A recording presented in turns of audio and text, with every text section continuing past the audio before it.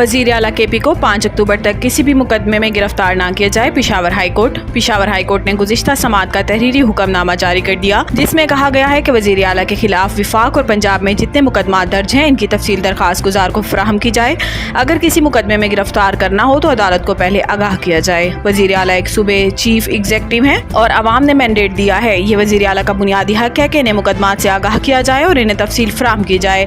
आइन के आर्टिकल 10 भी ये कहता है कि किसी शहरी के खिलाफ दर्ज मुकदमात से इन्हें पहले आगाह करना होगा। हुक्मनामे में मजीद कहा गया है कि दरखास्त गुजार का वफाक और पंजाब में सियासी हरीफ की हुकूमत है, वो एक मंसूबे का नुमाइंदा है और मुकदमात में मफरूर नहीं हो सकता। हुक्मनामे की कॉपियाँ इस्लामाबाद और लाहौर हाई कोर्ट के रजिस्ट्रार को अरसाल की जाएँ।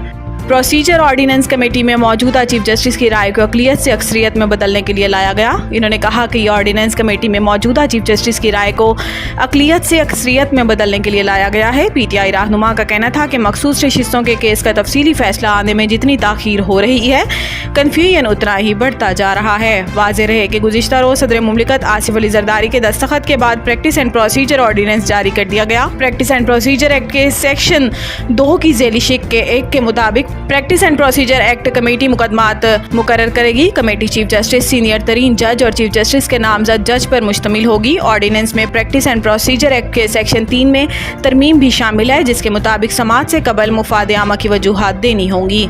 इसराइल और भारत की इंसानी हकूक़ की संगीन खिलाफ वर्जियाँ आलमी अमन के लिए ख़तरा हैं। सदर पाकिस्तान आलमी यौम अमन के मौका पर अपने पैगाम में सदर मुमलिकत आसिफ अली ज़रदारी ने कहा कि आज दुनिया को मुख्तलिफ इलाकों में जोग्राफियाई सियासी कशीदगी और तनाज़ात का सामना है। तनाज़ात आलमी अमन को ख़तरा में डाल रहे हैं। हम सबको अक़वाम आलम के माबैन अमन, रवादारी और बकाए बाहमी के कल्चर को फ़रोग़ देना है। इनका कहना था कि इसराइल ने फ़लस्तीन में दहशतगर्दी का बाजार गर्म कर रखा है। इसराइल हज़ारों लोगों के गज़ा में कत्लेआम से फ़लस्तीनियों की नस्ल कशी कर रहा है, जबकि मोदी हुकूमत मकबूजा जम्मू कश्मीर में संगीन इंसानी हकूक़ की खिलाफ वर्जियाँ कर रही है। मोदी हुकूमत भारत में मुसलमानों और दीगर अक़लियतों को जुल्म और सितम का निशाना बना रही है। भारत मुसलमानों के बुनियादी हकूक़ सलब कर रहा है।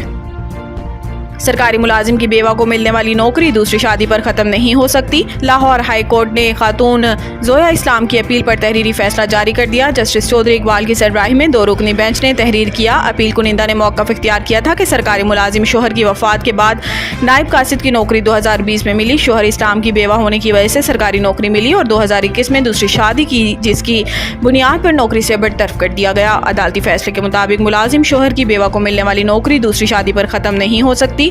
शोहर की वफात के बाद बेवा को दूसरी शादी पर सरकारी नौकरी से बरतरफ नहीं किया जाएगा, क्योंकि बेवा शादी कर सकती है। हमारे मजहब में ये एक औरत का बुनियादी हक है। अदालती फैसले में मजीद कहा गया है कि बेवा को दूसरी शादी की बुनियाद पर नौकरी से निकालना शरई कवानीन की खिलाफ वर्जी है। जिस कानून की बुनियाद पर बेवा को नौकरी से निकाला गया, इस पर सुप्रीम कोर्ट का फैसला आ चुका है।